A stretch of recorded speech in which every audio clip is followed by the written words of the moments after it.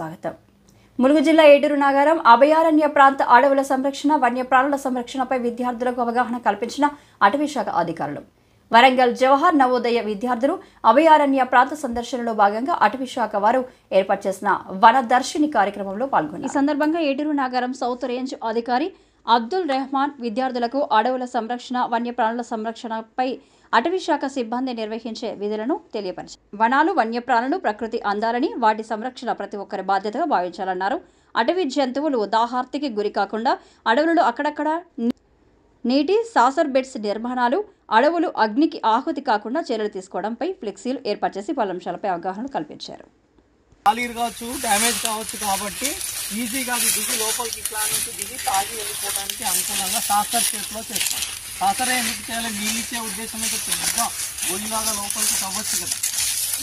Streams ఉంటాయి కాబట్టి ఆ స్ట్రీమ్స్ దగ్గర ఏం చేస్తామంటే చిన్న చిన్న రాళ్ళని పేర్ చేసి ఈ నీటి ప్రవాహాన్ని కిందికి పోకుండా ఒక చెక్ పెట్టేస్తాం. సో దట్ ఏంటంటే కొంతమేర నీళ్ళు ఆగి ఉంటే అక్కడ అడవి జంతువులు ये जो पत्थर से बनता power, we are generating power from solar systems and we are installing solar borewells.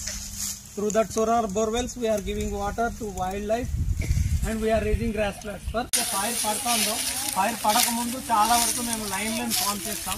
Fire ఒక దగ్గర నుంచి ఇంకో దగ్గరికి స్ప్రెడ్ కాకుండా ఒక లైన్ లాగా ఫామ్ చేస్తాం ముందే.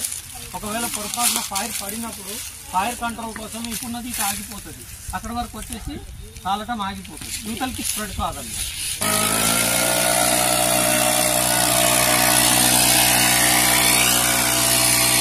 ఏటూరు నగరం వన్యప్రాణి అభయారణ్యం పరిధిలో పాఠశాల విద్యార్థులకి, నవోదయ పాఠశాల వరంగల్ విద్యార్థులకి పర్యావరణము మరియు వన్యప్రాణుల అవగాహన కార్యక్రమం, వనదర్శిని కార్యక్రమం ఏర్పాటు జరిగింది. ఈ కార్యక్రమంలో ముఖ్యంగా విద్యార్థులకి పర్యావరణం మరి అడవులు, ఏటూరు నగరం కేజీబీవీ స్కూల్ విద్యార్థులు కూడా ఈ కార్యక్రమంలో పాల్గొనడం జరిగింది.